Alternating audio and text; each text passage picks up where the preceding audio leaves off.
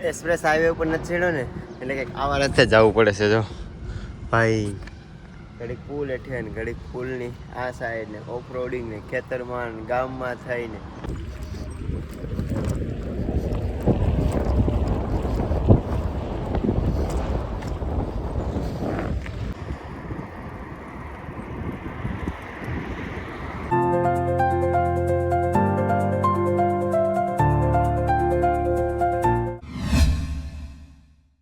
હર હર Mahadev. Welcome back to my new vlog. તો કેમ છો મિત્રો, મજામાં ને? અત્યારે છું હું લખનઉ અને આપણા મોહન કાકા છે શ્રી મારુતિ સર્વિસ, તો ત્યાંની ના 2 દિવસથી રોકાણો હતો. તો કાકા તમે કઈ કહેશો? હા ભાઈ, જય સોમનાથ. આજે ભાવેશભાઈ મારી પાસે આવેલ છે ને જે આપણે ગુજરાતીમાં પહેલી જ વ્યક્તિ એવી છે કે જે પૂરા ભારતની યાત્રા સાયકલ લઈને માત્ર કરે છે. પોતાના સાયકલ લઈને ચલાવવું એ બહુ મોટી વાત છે. પોતે ભારતની સંસ્કૃતિને આગળ લઈ, ગુજરાતની સંસ્કૃતિને લઈ વ્યક્તિગત એટલા મારી પાસે ગઈકાલે આવ્યા છે. મેં એને કીધું કે 1-2 દિવસ રોકાણ, બહુ ખૂબ જ મને મજા આવી ગઈ છે ને ભાવેશભાઈની મુલાકાત લઈને જય સોમનાથ. કાકા સાથે છે ને હું 2 દિવસથી છું, બધા ભાઈઓ સાથે આપણા ગુજરાતી જ છે, તો બધા સાથે ખૂબ મજા આવી. ને હવે હું જાઉં છું લખનઉ. હારો હાલો કાકા, જય માતાજી. જય માતાજી. જમવાનું પણ આવી ગયું છે જો, અને 12:30 વાગી ગયા છે એટલે હવે જમી ને પછી આપણે અહીંથી લખનઉથી નીકળીએ આગ્રા. ને આગ્રા અહીંથી છે 350 યા 332 એવું કંઈક છે, તો જમી લઈએ પહેલાં પછી નીકળીએ. ફાઇનલી દોસ્તો હવે નીકળું છું, 1 વાગી ગયો છે. આ છે આપણા રાજુભાઈ. હાલો રાજુભાઈ. હાલો ભાઈ. હારો હાલો ભાઈ, જય સોમનાથ. થેન્ક યુ ભાઈ. તમને ખબર તો છે સાયકલ મારી બહુ જ ખરાબ થાય છે, તો જેવો જ થોડીક આગળ નીકળ્યો અને સાયકલ અહીં બહાર મૂકી છે મેં.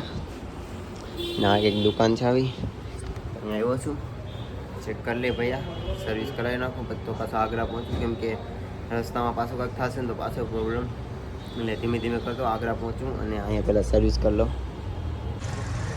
तो भाई साइकिल से ना तैयार થઈ ગઈ છે જો. और ये हमारे भाई है. भाई आपका नाम तो बता दो. अच्छा आपका भाई? अच्छा. और ये भाई की दुकान, ये एड्रेस है इसका. भाई बढ़िया साइकिल चलवा दी. और ये भैया ने साइकिल ठीक करी है. थैंक यू भैया. चलो भैया, जय हिंद.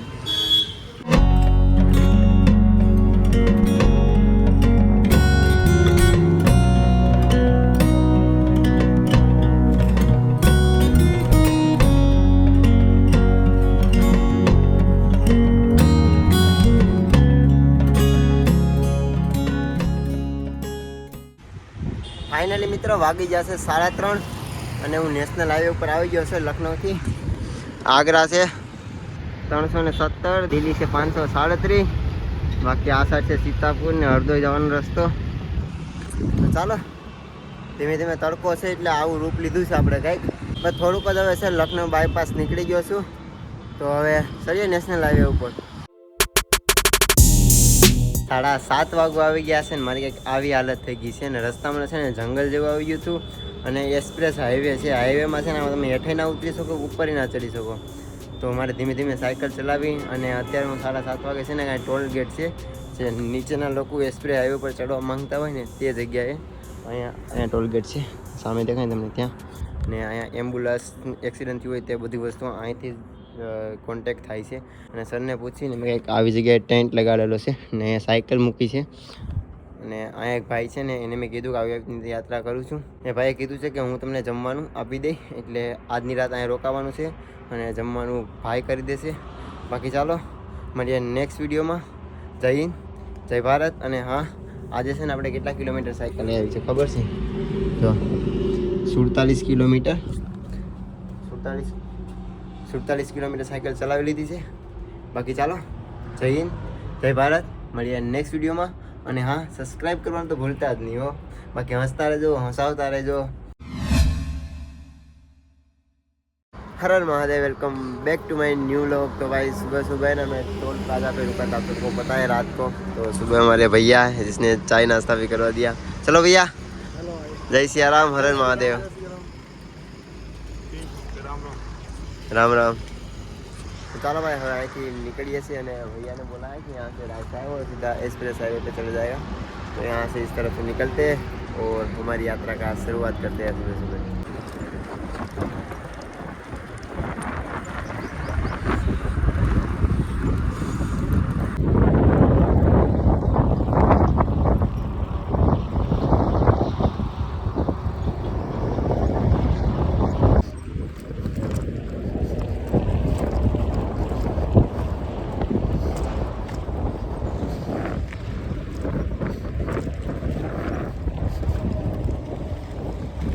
એક્સપ્રેસ હાઈવે ઉપર નથી ચડ્યો ને એટલે કંઈક આવા રસ્તે જવું પડે છે જો ભાઈ.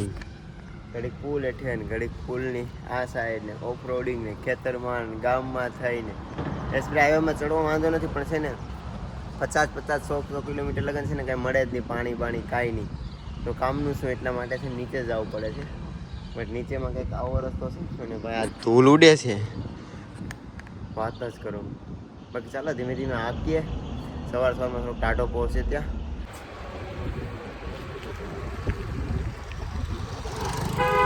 હેલ્મેટ છે ને ઘડી કાઢવું જોશે, કેમ કે આ રસ્તામાં કોઈ દેખાતું નથી ને પવન ભાઈ અબાવ ફેંકે છે.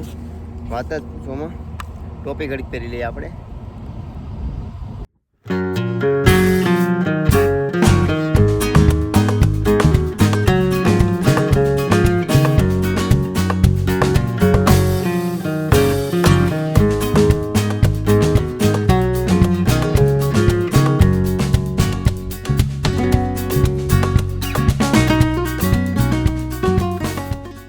अभी है ना रास्ते से जा रहा था मैं और यहाँ पे ना एक भाई की जो दुकान मिल गई पुल के नीचे, तो समोसे वमोसे भाई ने खिला दिया.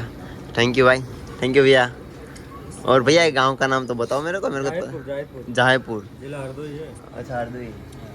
तो भाई ने समोसा खिलाया है और अब फिर यहाँ से निकलता हूँ और अब धूप होने वाली है धीरे धीरे.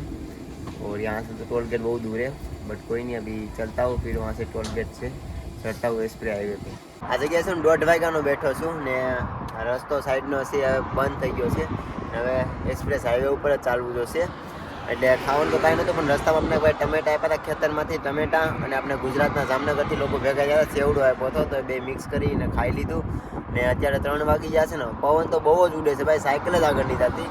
પણ તોય ધીમે ધીમે ચલાવીએ કે 3:30 વાગી ગયા છે ને, ટાઢો પર થઈ ગયો છે, બટ પવન તો એટલો ઉડે છે ભાઈ વાત જ કરું માં. બાકી ચાલો ધીમે ધીમે ચલાવીએ અને ક્યાંક ટોલગેટ આવે ક્યાંક રોકાઈએ. ફાઇનલી દોસ્તો હું છે ને મારા લુકમાં આવી ગયો છે, કેમ કે આજ આપણે છે ને રાતે સાયકલ ચલાવવાની થશે, કેમ કે આ રસ્તા ઉપર એક્સપ્રેસ હાઈવે છે. તો આવી રીતના છે ને જારી બાંધેલી છે, તો આની છે ને આપણે હેઠા ના ઉતરી શકીએ કે ના પાણી પી શકીએ કે ના ખાવાનું કંઈ મળી શકશે. એટલા માટે આવી રીતના હાઈવે ઉપર સાયકલ ચલાવી જશે. રસ્તો તો સારો છે, બટ આપણે ખાવાનું કે પાણી નહીં મળે. તો સાયકલ ચલાવીએ અને આપણી સાયકલ પણ થોડી છે ને અવાજ કરવા માંડી, કેમ કે ખરાબ થવાનો વિચાર છે આનો. એટલે કાંઈ નહીં, બટ મહાદેવની કૃપા હશે તો કાંઈ નહીં થાય. અને ધીમે ધીમે કરતાં આગ્રા પહોંચીને આગ્રા ત્યાંથી 230 કિલોમીટર ને અહીંનો તો કંઈક નજારો જ અલગ છે ભાઈ. જો